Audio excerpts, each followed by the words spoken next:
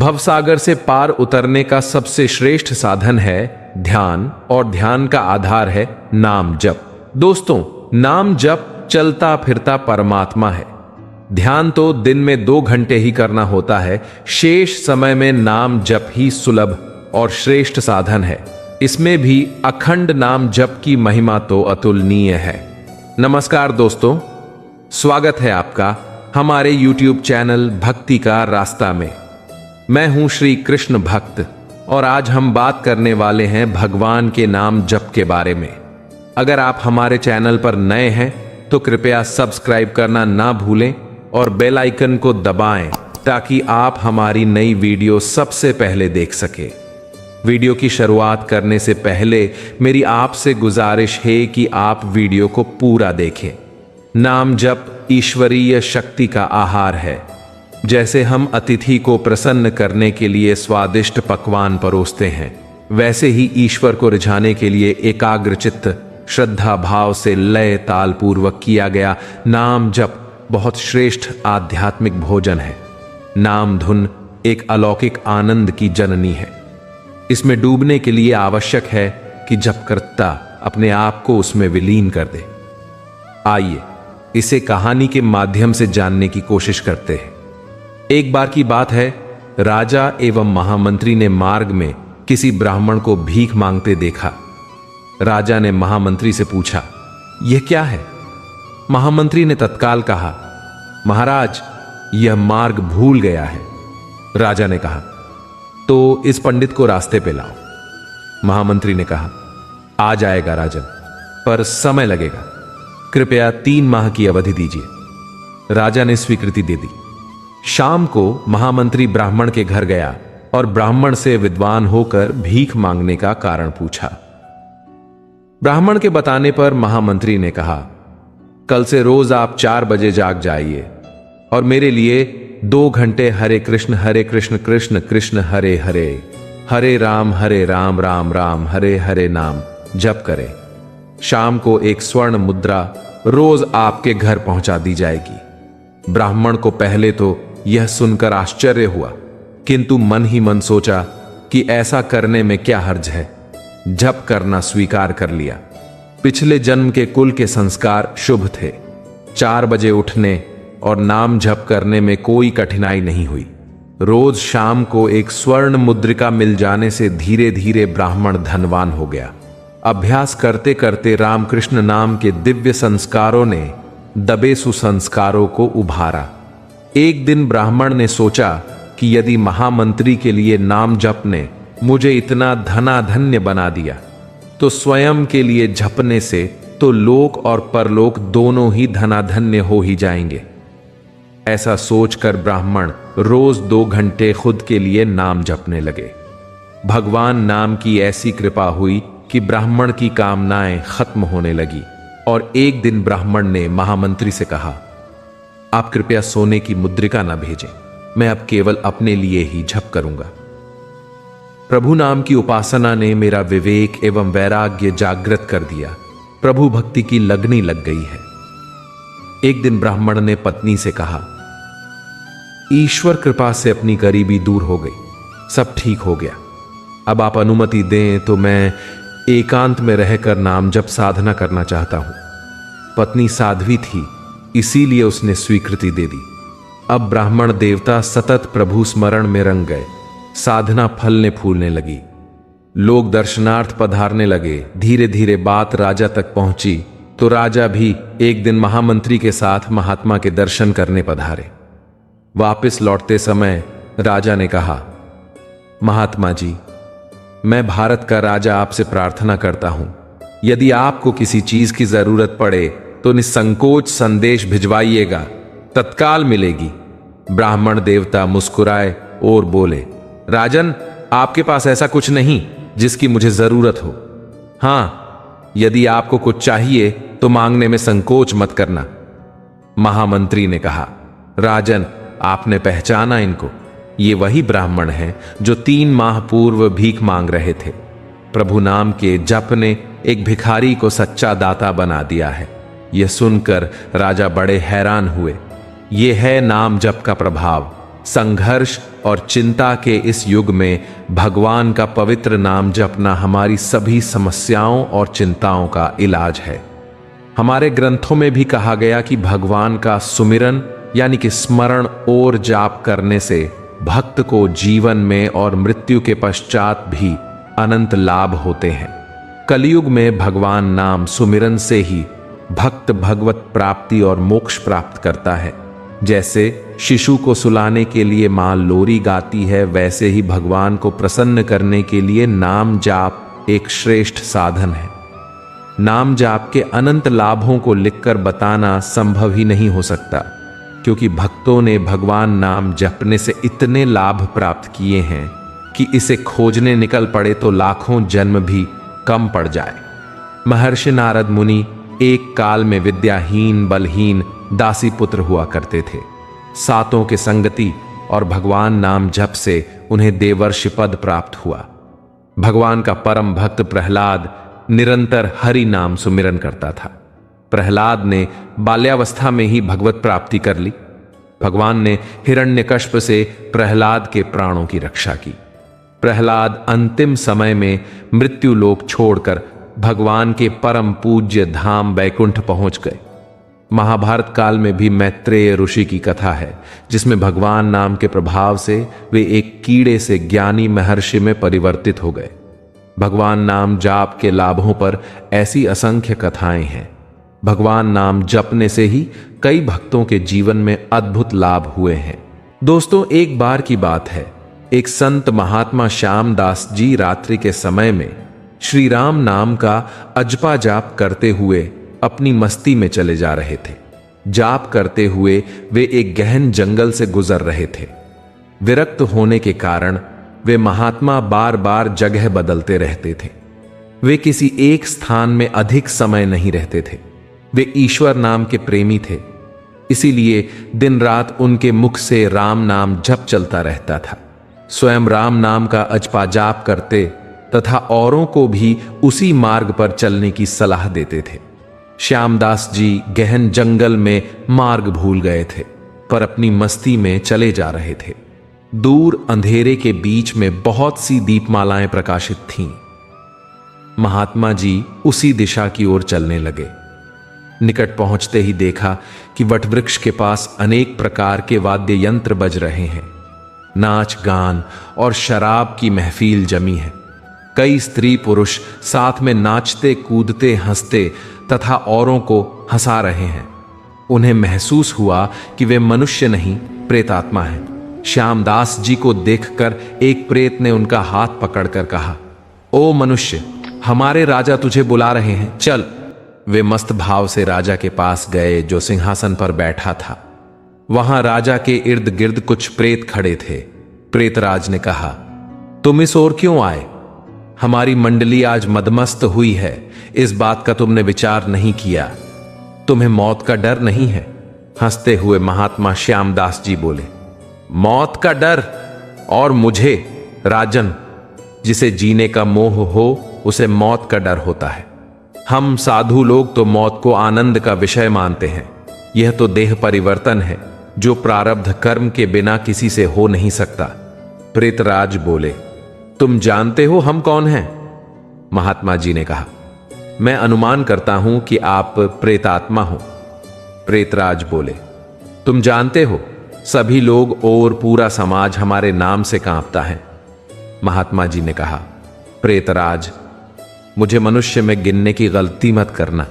हम जिंदा दिखते हुए भी जीने की इच्छा से रहित मृततुल्य हैं। यदि जिंदा मानो तो भी आप हमें मार नहीं सकते। जीवन मरण कर्माधीन है। महात्मा जी ने कहा, प्रेतराज, मैं आपसे एक प्रश्न पूछ सकता हूं। महात्मा की निर्भयता देखकर प्रेतों के राजा को आश्चर्य हुआ कि प्रेत का नाम सुनते ही मर जाने वाले मनुष्यों में एक इतनी निर्भयता से बात कर रहा है। सचमुच ऐसे मनुष्य से बात करने में कोई ऐतराज नहीं। प्रेतराज बोला, पूछो, क्या प्रश्न है? महात्मा जी ने कहा, प्रेतराज, आज यहां आनंदोत्सव क्यों मनाया जा रहा है? प्रेतराज बोले, मेरी इकलौती कन्या योग्य पति न मिलने के कारण अब तक कुंवारी हैं, लेकिन अब योग्य जमाई मिलने की संभावना है। कल उसकी शादी है, इसलिए यह उत्सव मनाया जा रहा है। महात्मा जी हंसते हुए बोले, तुम्हारा जमाई कहां है? मैं उसे देखना चाहता हूं। प्रेतराज बोले, जीने की इच्छा के मोह के त्याग करने वाले महात्मा, अभी तो वह हमारे पद यानी कि प्रेतयोनि को प्राप्त नहीं हुआ है। वह इस जंगल के किनारे एक गांव के श्रीमंत धनवान का पुत्र है। महादुराचारी होने के कारण वह इस वक्त भयानक रोग से पीड़ित है। कल संध्या के पहले उसकी मौत होगी, फिर उसकी शादी मेरी कन्या से होगी। इसलिए रात भर गीत नृत्य और मद्यपान करके हम आनंदोत्सव मनाएंगे। श्यामदास जी वहां से विदा होकर श्री राम नाम का अजपा जाप करते हुए जंगल के किनारे के गांव में पहुंचे। उस समय सुबह हो चुकी थी। एक ग्रामीण से महात्मा ने पूछा, इस गांव में कोई श्रीमान का बेटा बीमार है? ग्रामीण के एक आदमी ने कहा, हां महाराज, नवलशाह सेठ का बेटा सांकलचंद 1 वर्ष से रोगग्रस्त है। बहुत उपचार किए पर उसका रोग ठीक नहीं हो रहा है। महात्मा नवलशाह सेठ के घर पहुंचे। वहां सांकलचंद की हालत गंभीर थी, अंतिम घड़ी थी। फिर भी महात्मा को देखकर माता पिता को आशा की किरण दिखी।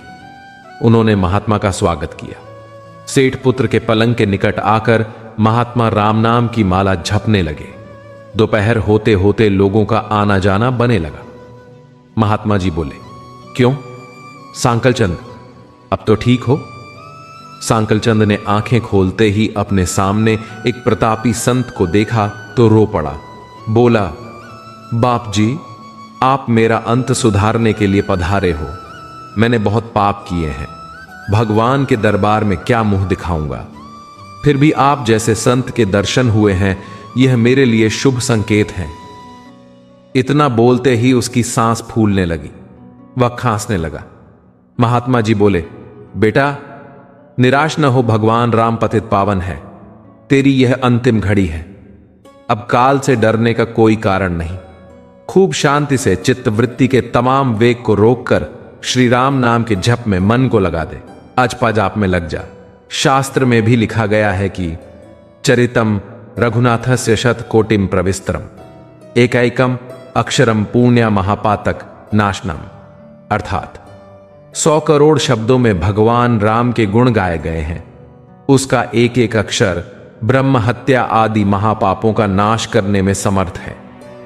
दिन ढलते ही सांकलचंद की बीमारी बढ़ने लगी। वैद्य हकीम बुलाए गए।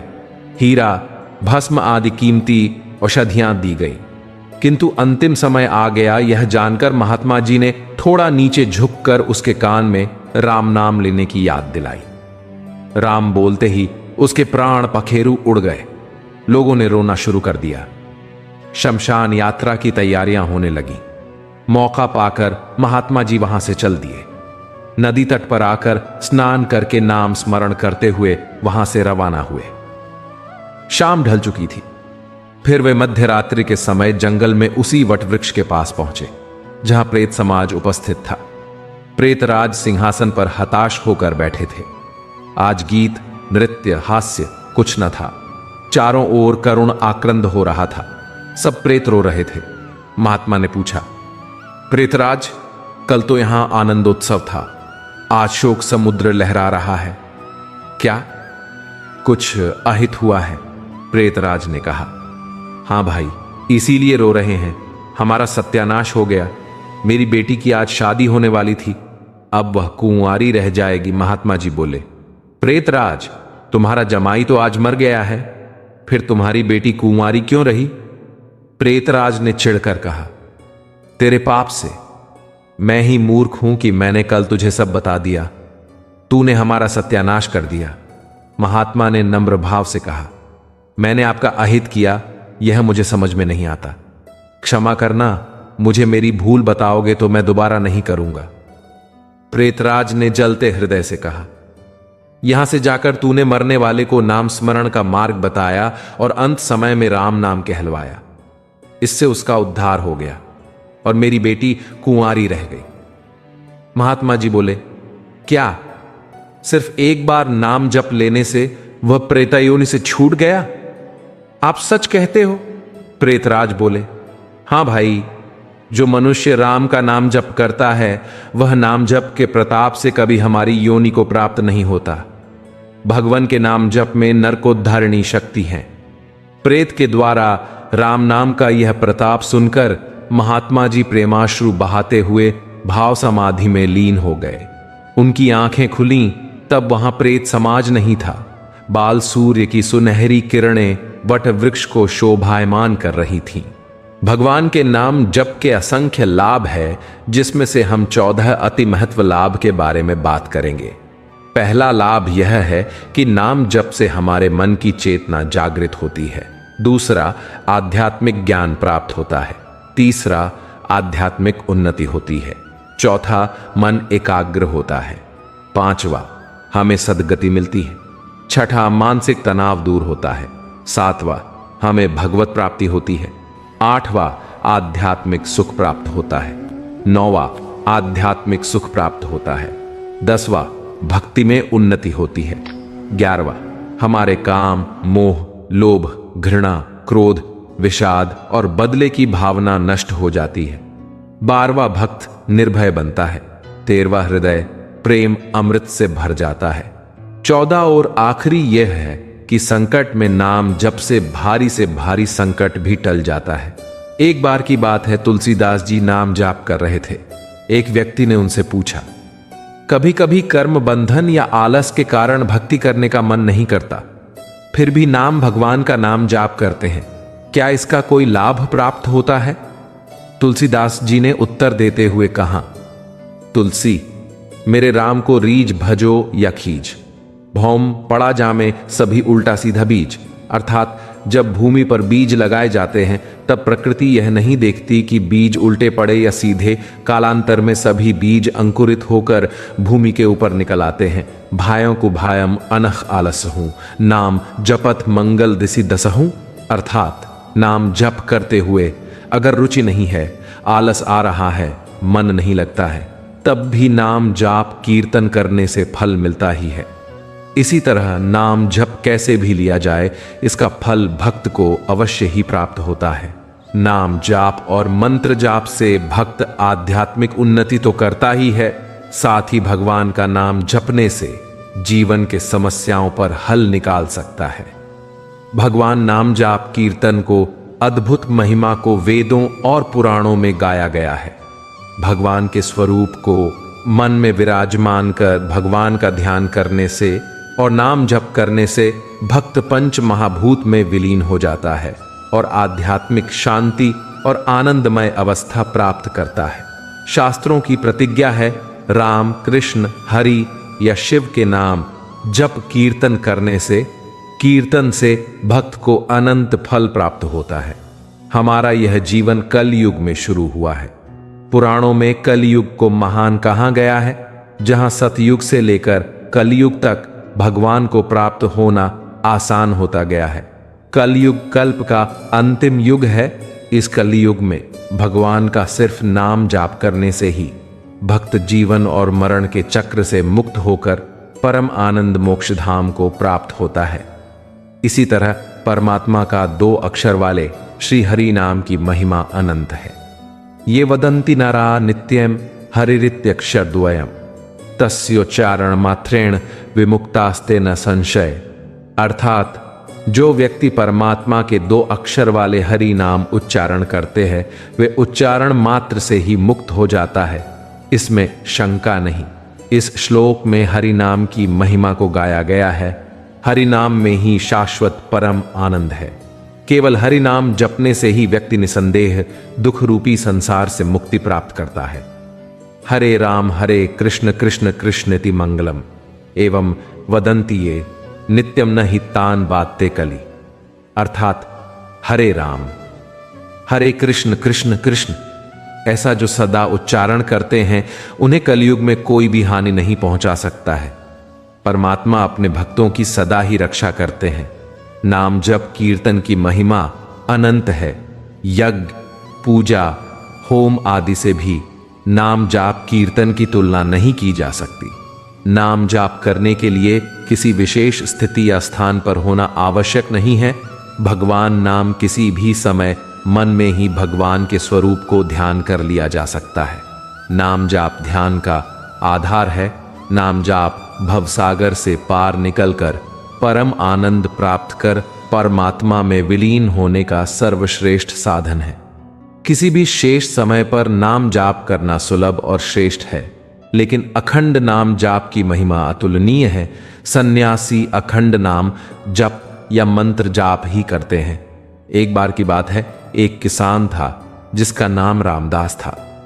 वह एक मेहनती व्यक्ति था जो दिन रात खेतों में काम करता था। उसकी मेहनत के बावजूद उसकी फसलें बार बार खराब हो जाती थीं और उसके परिवार के सदस्य बीमार पड़ते रहते थे। एक दिन जब वह अपनी समस्याओं से हताश हो गया तो उसने अपने गांव के एक बुजुर्ग से सलाह लेने का निर्णय लिया। गांव के बुजुर्ग ने रामदास को सुझाव दिया, रामदास, हमारे गांव के पास के जंगल में एक महान संत महाराज रहते हैं। वे बहुत ही ज्ञानी और सिद्ध पुरुष हैं। तुम उनसे मिलो और अपनी समस्याओं का समाधान पूछो। रामदास ने अगले ही दिन संत महाराज के आश्रम की ओर प्रस्थान किया। जंगल के बीचों बीच स्थित आश्रम में पहुंचकर उसने संत महाराज को प्रणाम किया और अपनी समस्याएं बताईं। संत महाराज ने ध्यान से उसकी बातें सुनी और फिर बोले, रामदास, तुम्हारी समस्याओं का समाधान भगवान का नाम जपने में है। रामदास ने संकोच के साथ पूछा, महाराज, क्या सच में केवल नाम जपने से मेरी सारी समस्याएं हल हो सकती हैं? मुझे विश्वास नहीं होता। संत महाराज ने उसे एक कथा सुनाते हुए समझाने की कोशिश की। संत महाराज ने कहना शुरू किया, कई साल पहले की बात है। एक राजा था जिसका नाम वीर सिंह था। राजा वीर सिंह अपने राज्य की भलाई और शांति के लिए चिंतित रहता था। उसने कई यज्ञ और अनुष्ठान कराए, लेकिन शांति स्थायी नहीं हो पाती थी। राज्य में अस्थिरता और अराजकता बढ़ती जा रही थी। एक दिन राजा वीर सिंह ने अपने दरबार में एक महान संत को बुलाया और उनसे राज्य की समस्याओं का समाधान पूछा। संत ने कहा, राजन, अगर तुम और तुम्हारे राज्य के लोग भगवान का नाम सच्चे मन से जपेंगे तो तुम्हारे राज्य में शांति और समृद्धि स्थापित हो जाएगी। राजा वीर सिंह ने संत की बात मान ली और पूरे राज्य में भगवान का नाम जपने का आदेश दिया। राज्य के हर कोने में भगवान का नाम गूंजने लगा। लोग सुबह उठते ही भगवान का नाम लेते और रात को सोने से पहले भी भगवान का नाम जपते। धीरे धीरे राज्य में चमत्कारिक परिवर्तन आने लगे। फसलें भरपूर होने लगीं, व्यापार में वृद्धि हुई और सबसे महत्वपूर्ण, लोगों के दिलों में शांति और प्रेम का संचार होने लगा। राजा वीर सिंह ने खुद भी भगवान का नाम जपना शुरू कर दिया। उसने पाया कि उसकी अपनी चिंताएं भी धीरे धीरे समाप्त हो रही थीं। एक दिन उसने संत से पूछा, महात्मा जी, आपके सुझाए हुए इस सरल उपाय ने मेरे राज्य को नया जीवन दे दिया है। इसका रहस्य क्या है? संत ने मुस्कुराते हुए कहा, राजन, नाम जप की शक्ति को कोई माप नहीं सकता। यह भगवान से सीधे जुड़ने का सबसे सरल और प्रभावी तरीका है। जब हम सच्चे मन से भगवान का नाम जपते हैं तो हमारी आत्मा को शांति मिलती है और हमारे सभी संकट दूर हो जाते हैं। भगवान का नाम हमारे जीवन में प्रकाश और प्रेम का संचार करता है। रामदास ने संत महाराज की यह कहानी सुनकर प्रेरित हुआ। उसने ठान लिया कि वह भी नियमित रूप से भगवान का नाम जपेगा। उसने अपने परिवार के साथ प्रतिदिन सुबह और शाम भगवान का नाम जपना शुरू किया। कुछ ही दिनों में उसने देखा कि उसकी फसलें बेहतर होने लगीं और परिवार के सदस्य स्वस्थ हो गए। रामदास का जीवन खुशहाल और शांतिपूर्ण हो गया। अब वह हर किसी को नाम जपने की सलाह देता था और कहता था, भगवान का नाम जपने में ही सच्ची शांति और समृद्धि का रहस्य छिपा है। समय बीतता गया और रामदास का विश्वास भगवान के नाम जप में और भी दृढ़ हो गया। उसने अपने गांव में भी लोगों को नाम जपने के लिए प्रेरित किया। गांव के लोग भी उसके साथ नाम जपने लगे और धीरे धीरे पूरे गांव में खुशहाली और शांति का वातावरण बन गया। रामदास अब एक सम्मानित व्यक्ति बन गया था। लोग उसे दूर दूर से मिलने आते और अपनी समस्याओं का समाधान पूछते। रामदास सबको यही सलाह देता, भगवान का नाम जपो और सच्चे मन से जपो, इससे बड़ी कोई दवा और कोई उपाय नहीं है। इस प्रकार रामदास ने न केवल अपने जीवन को खुशहाल बनाया, बल्कि अपने गांव और अन्य लोगों के जीवन में भी शांति और समृद्धि का संदेश फैलाया। ये कथा हमें सिखाती है कि भगवान का नाम जपने से हमारे जीवन में कितनी सकारात्मकता और शक्ति आ सकती है। नाम जप हमारे जीवन को हर दृष्टिकोण से समृद्ध और सशक्त बनाता है। यह न केवल हमारे मन और आत्मा को शांति और स्थिरता प्रदान करता है, बल्कि हमारे शारीरिक स्वास्थ्य, संबंधों और समग्र जीवन को भी सुधारता है। नाम जप की साधना हमें भगवान के निकट ले जाती है और हमें सच्चा आनंद, शांति और मोक्ष प्राप्त करने में मदद करती है। नाम जप की शक्ति के बारे में कई शास्त्रों में विस्तार से बताया गया है। कहा जाता है कि जो व्यक्ति नाम जप करता है, उसके करोड़ों जन्मों के पाप धुल जाते हैं। अवशेनापि यन्न नाम्नि कीर्तिते सर्वपातकै पुमाणम विमुच्यते सद्य सिंहत्रास्तैर्मृगरिव। जैसे शेर से डरकर हिरण भागते हैं, उसी प्रकार भगवान का नाम सुनकर पाप जनित दृढ़ भी दूर भागते हैं। नाम जप करने से व्यक्ति की बेकार में हंसी ठिठोली करने की आदत समाप्त हो जाती है। आपको याद तो होगा कि हंसी ठिठोली के कारण कैसे महाभारत का अंत हुआ। हंसी मजाक में ही द्रौपदी ने दुर्योधन से कहा था कि अंधे की अंधी संतान, और इसी हंसी मजाक का परिणाम कितना भयानक निकला था। अगर आपका नाम जाप सफल हो गया है तो समझ लें कि आपका जगत प्रीति से आपका दिल हट जाएगा, क्योंकि संसार में हर कोई स्वार्थ से भरा है। इसलिए नाम जप करने से आपका दूसरे के प्रति बेकार में प्यार दिखाना भी कम हो जाएगा। बहुबात यानी व्यर्थ में बोलना वाला व्यक्ति। कहा जाता है कि नाम जप करने से व्यक्ति की बौद्धिक क्षमता बढ़ती है, इससे बेकार में बोलने की आदत समाप्त हो जाती है। नाम जप करने से आपकी ये आदत समाप्त होती है और आपके द्वारा बोली गई कोई बात काफी महत्वपूर्ण बन जाती है। जैसे आग के समीप घी रखने से वो पिघल जाता है, ठीक इसी प्रकार नाम जप से हमारे अहंकार का भी नाश हो जाता है। जब कोई हमें गोद यानी कि दत्तक लेता है तो हमें अपना पूर्व का नाम छोड़कर नया नाम अपनाना पड़ता है। तभी हमें नए माता पिता की संपत्ति प्राप्त हो सकती है। ऐसे ही ईश्वर की कृपा प्राप्त करने के लिए अहंकार का त्याग करना पड़ता है। अपना नाम भूलकर उनका नाम लेना पड़ता है, अर्थात नाम जप करना पड़ता है। दोस्तों, मैं उम्मीद करता हूं आपको यह वीडियो से नाम जप का पूरा महत्व समझ आ गया होगा। मुझे सुनने के लिए धन्यवाद। जय श्री कृष्ण। राधे राधे।